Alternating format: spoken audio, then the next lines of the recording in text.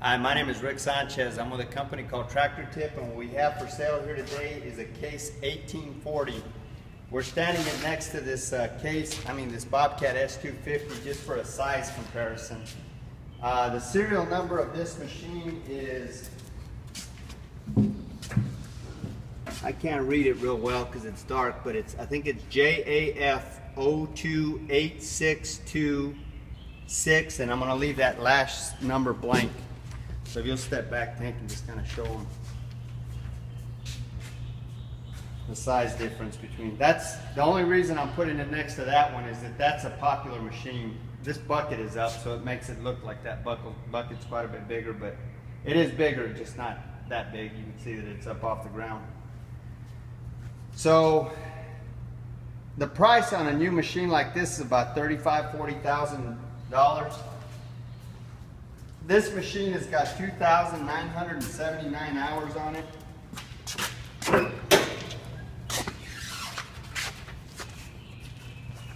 As far as manufacturers go, Case is #1 in the world of heavy construction and utility equipment. It's considered a piece of utility equipment. This unit here weighs 5,600 pounds versus this one here weighs close to 6,500 pounds. The widest point is actually this bucket here at 5 foot 2.5 inches. Now that bucket is wider than the tire, so if you were to take the bucket off, the widest point on this machine would be 4 foot 10 inches, which is the width of those tires. Again, that bucket makes it 5 foot 2 inches. The transportation, the highest point is the top of that cab at 6 foot 6. The transportation length from the edge of that cutting edge all the way to the end of this counterweight over here is 10.5 feet. As far as the history of this unit goes, this machine, like all the machines we purchase, is an original owner Dallas, Texas machine. It's got no rust. This is actually clumps of grease right there on that dipstick, but that's a clump of grease too. So anyway, like I said, it's a Dallas, Texas machine. It's got no rust. I mean, you'll see surface rust here, but that's from where the paint's rubbed off and the rainwater's gotten to it. It in no way, shape, or form is pervasive at all. We're far enough south and 300 miles from the ocean, so we don't deal with salt unless it's on our kitchen table. This machine comes from a large, well-organized contractor here in the Dallas-Fort Worth area that had a comprehensive maintenance program that rivals some of the best I've seen. We, as well as our customers, have been happy with all the machines that we've purchased from these guys, and it should be said that before I purchase any machine, my mechanics thoroughly inspect it, and then I inspect it before I write a check. Let me show the comparison again between those two. As far as options go, this machine has got auxiliary hydraulics, as you can see here. It's got a quick coupler on it, which is standard. That's a universal quick coupler, so this machine will pick up any skid steer attachment.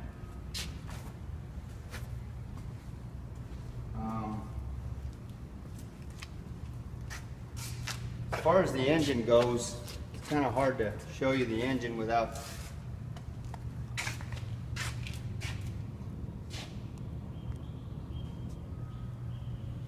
that engine is a 54 horsepower Case 4-390. This machine's got a 19.5 gallon tank, which will run you 12 to as many as 16 hours depending on your operation. Like I said, that's just a clump of mud or something.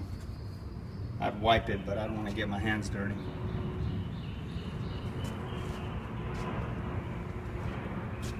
All the fluid levels on this machine are where they should be. This machine is mechanically sound. There's no leaks on it. Everything works.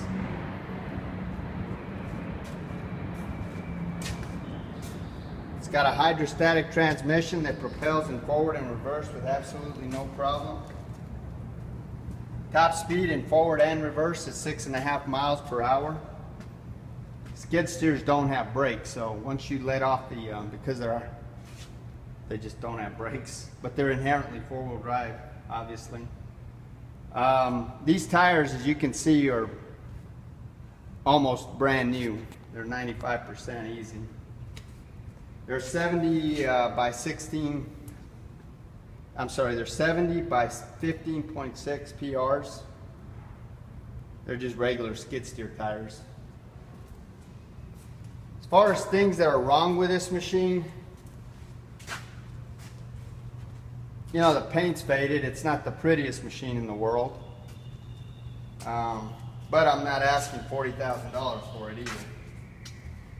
You know, the decals are kind of scratched up, and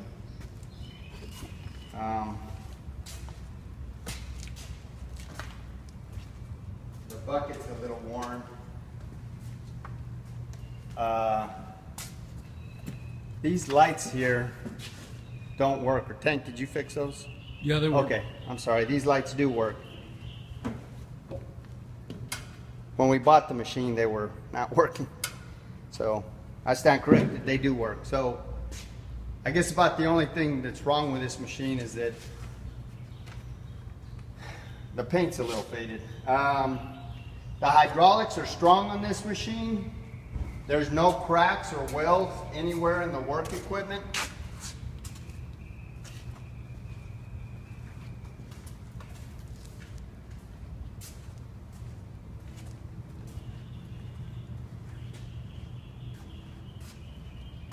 There's very little deflection. There's no problem at all with this coupling area.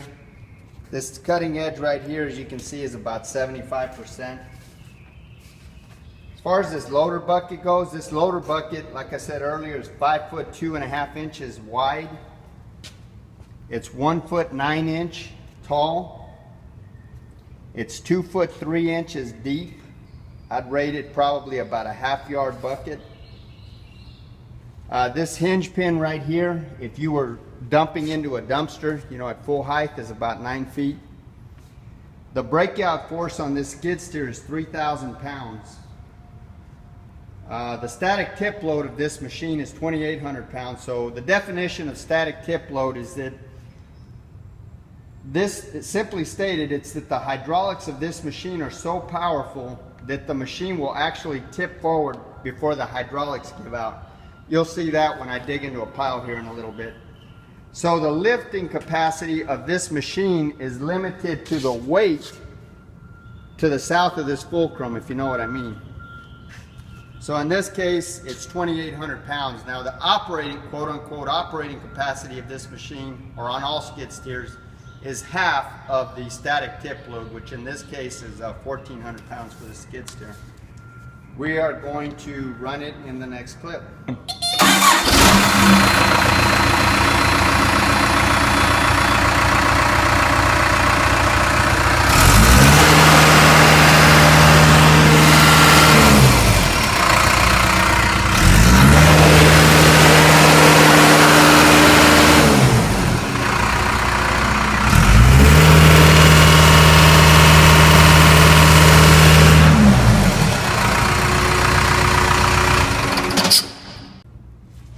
Okay, so this is the inside of the cab here. You see the seat. There's your auxiliary hydraulics. When you get in the cab, these are the foot pedals for your auxiliary hydraulics. There's your lights. Here's your light switch. That's your ignition switch. This is a choke right here. These are your is your monitor panel. I'll start the machine here in a second. Now this has got an H-style control pattern. So basically, when you push these two levers forward, you go forward. When you push them straight back, it goes straight back. When you go like this to this handle here, you raise the bucket. When you go like that, it lowers the bucket. When you go like this, it curls a bucket. When you go like this, it uncurls a bucket. So this is called an H-style type control pattern because you push them both forward to go forward, H, both of these controls, push them back. So you gotta have this down here. Here's your switch. I'll show you this, that hour meter right there. I don't know if you can make that out.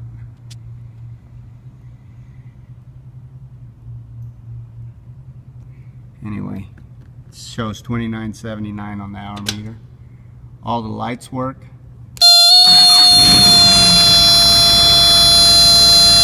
It's rocking you for a seatbelt. All the systems are normal.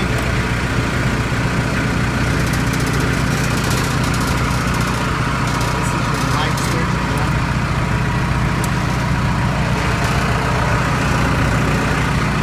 Oh, here's your throttle right here.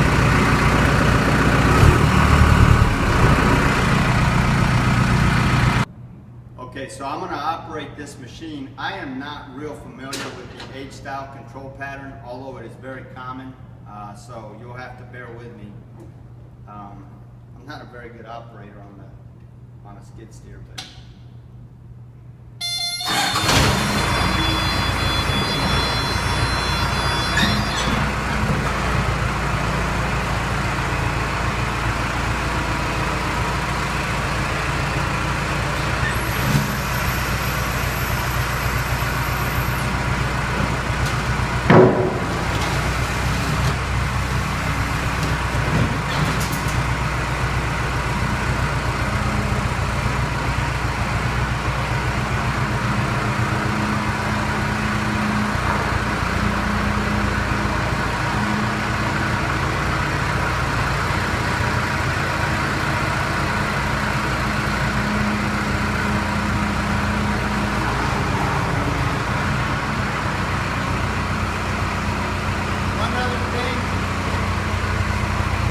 got a set of forks for this skid steer, but we had a guy borrow them from us, so we don't have the forks, but we do have a set of forks for it. Fortunately, this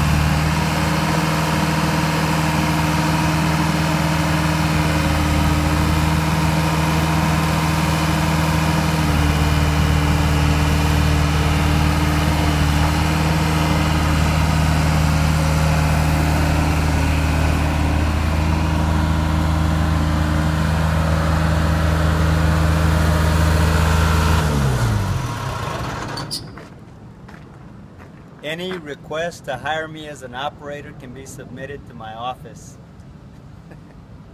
That's it.